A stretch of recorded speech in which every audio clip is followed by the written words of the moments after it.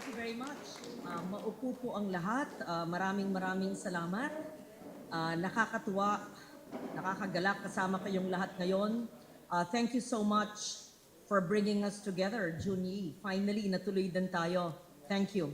So, I'd like to greet once again Chancellor Jose Camacho. Thank you for your support. And of course, Dr. Emil Javier. Without you starting this project, we have nothing to inaugurate today. But of course, it's the artist, one of the country's and the world's foremost artists, Junyi, who is the reason for all this. But I'll talk about him later. And one of my favorite officials of government is a chair of the National Commission on Culture and Arts, UP graduate as well, Chair Ino Manalo of the NCCA, and of course our Vice Chancellor, Roberto Sereno, who reminded me that we climbed Mount Makiling.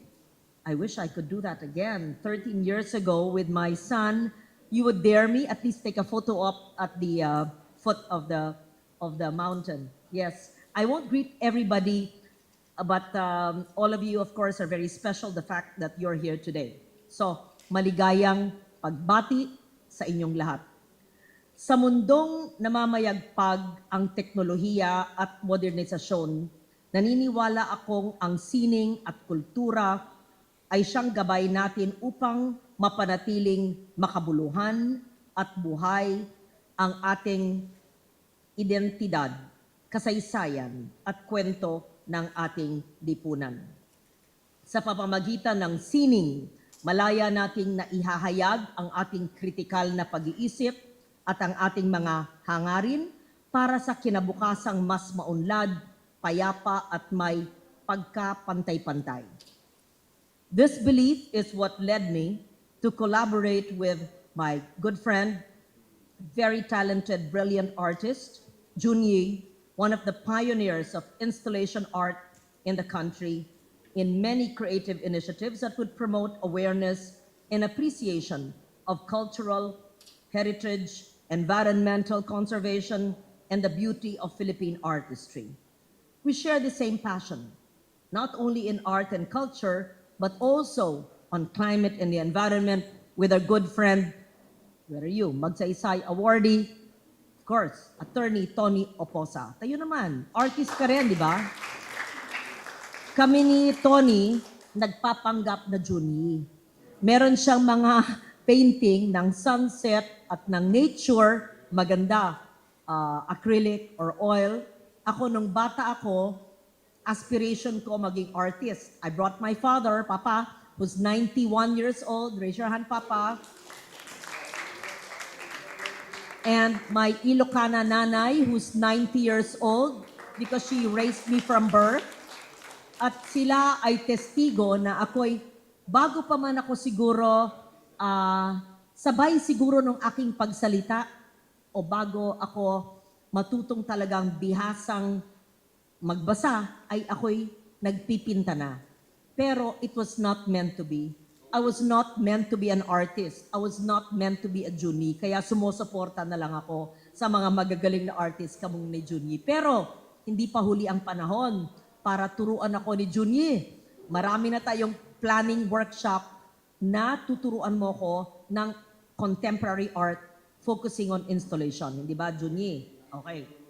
Anyway, we were able to install the Bantayog ng Wika Monuments. Meron isang ehemplo ng Bantayog Wika dito, together with the Komisyon ng Wikang Filipino.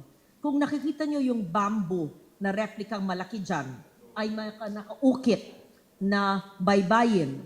At yan ay hindi lang isa. Ang dami na yan sa buong Pilipinas na sinagawa natin 10 years ago, 8 years ago, way before pandemic. What are these? 2017. So that's 7 years ago. These are symbolic language markers in various provinces, such as my home province of Antique, in Ifugao, so San Jose in Antique, which I went when we installed it, Kiangan in Ifugao, there is in Kalinga, I have not been there, there is in Batanes, I think, right? In Pangasinan, I'm not certain where, I know there is in Batangas City, There is in South Cotabato, I'm not certain which town. There is in Tawi-Tawi. I didn't realize. Many others. Yeah, I said Batanes and many others. That's why when people go through this park, it's not enough they see it. Ang ganda. No. Because even just one of the 20 sculptures, 20, right, Junie? In the garden, ang haba na ng storya. Just seeing the language marker, yung bamboo, ang haba na ng storya. Someone should explain what is the significance of the language marker. What is a language marker? How many languages are there in the Philippines? 135 or 170, depending on who you're talking to. If it's the Komisyon ng Wikang Filipino, it could be 130 plus. If it's the, what is the other organization? What is the foreign NGO that is based in the Philippines that says it's 180? The SIL, Summer Institute of Linguistics, it's more than KWF. So, dun pa lang, conversations and debates can already ensue just by looking at the language marker of Junyi.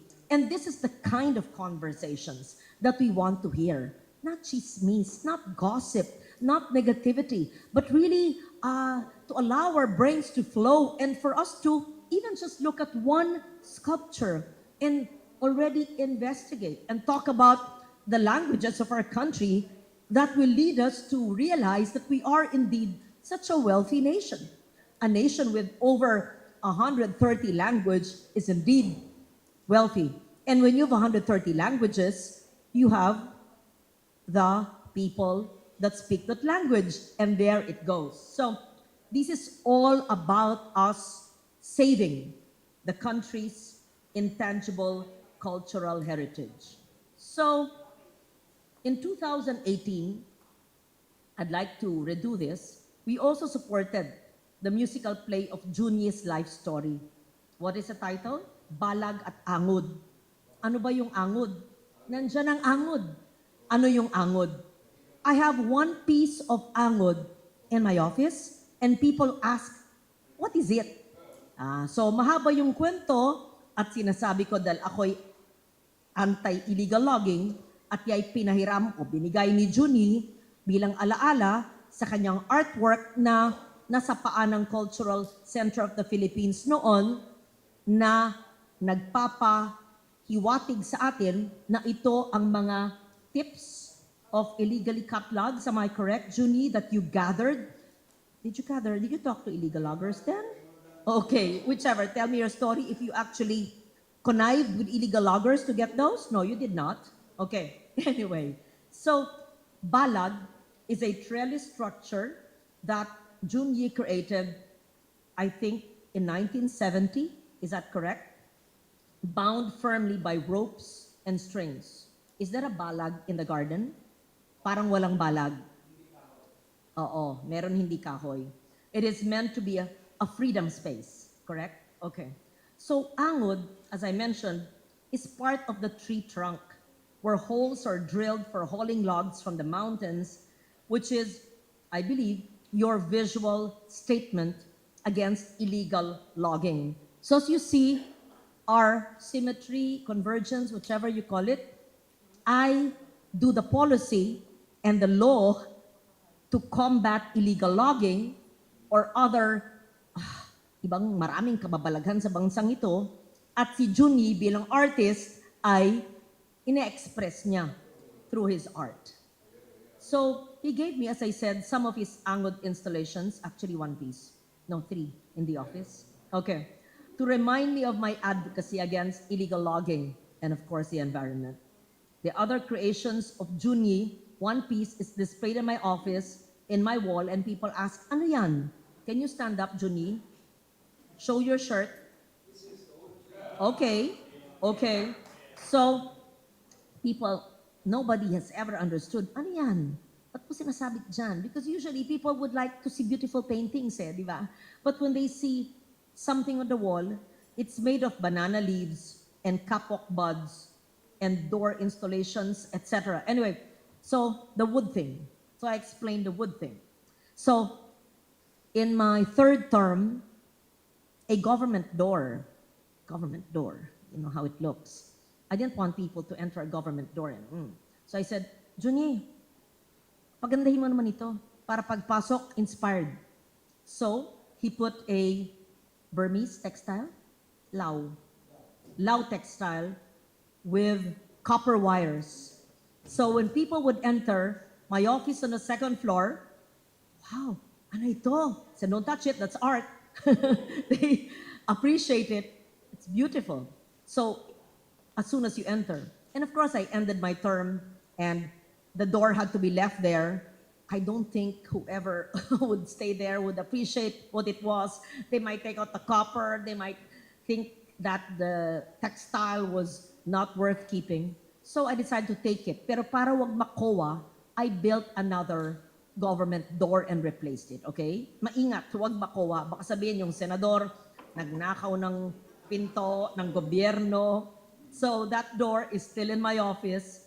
And after that door, there were other doors, right, Junie? During the times of the Marawi crisis. The Marawi crisis.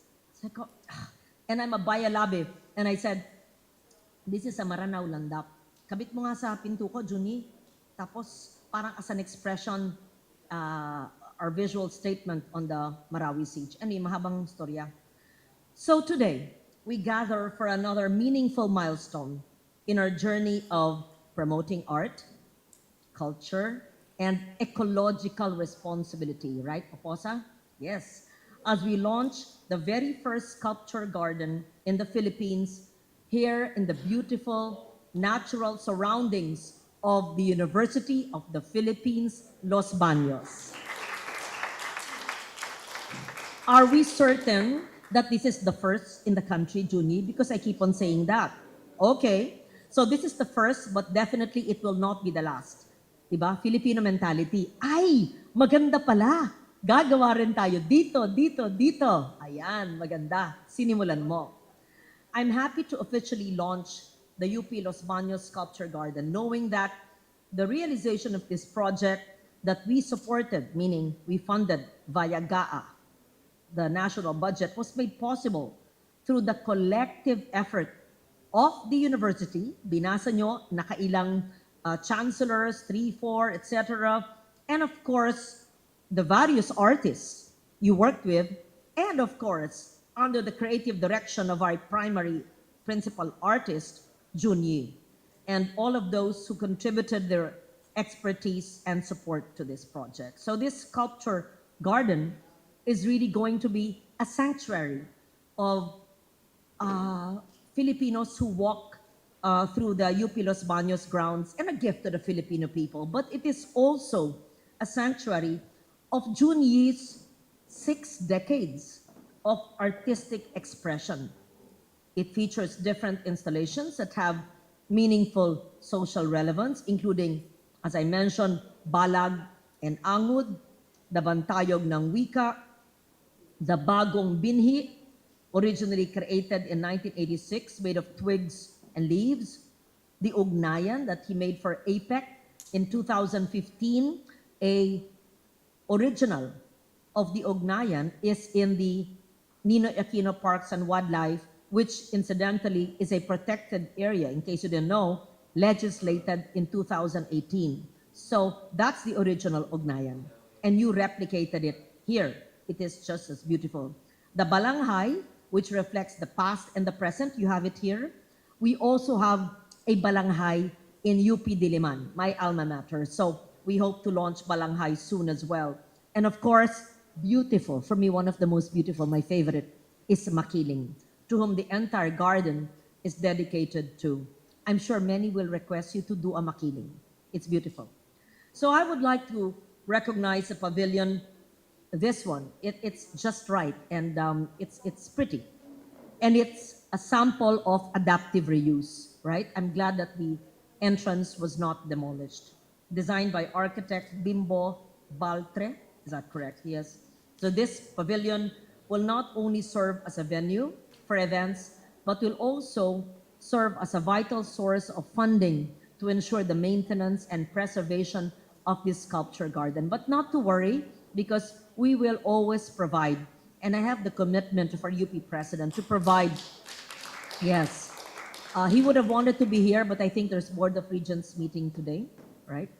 So, isinasalarawan ng sining ang mga issue at suliranin ng ating lipunan na minsan ay ating nakakaligtaan o hindi makuhang banggitin at mapag-usapan. Kung kaya, sa isang magaling na alagad ng sining, ang aking kaibigan Junyi, lubos ang aking pasasalamat sa pagbabahagi mo ng inyong galing at talento, sa iyong malikhaing pagbibigay boses at kahulugan sa mga talakayin sa ating lipunan at sa ating kapaligiran.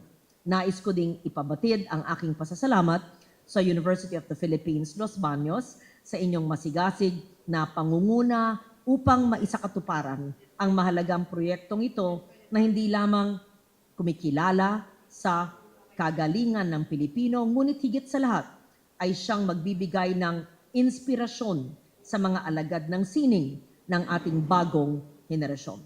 Maraming salamat sa inyo. Isang lunti ang Pilipinas sa ating lahat.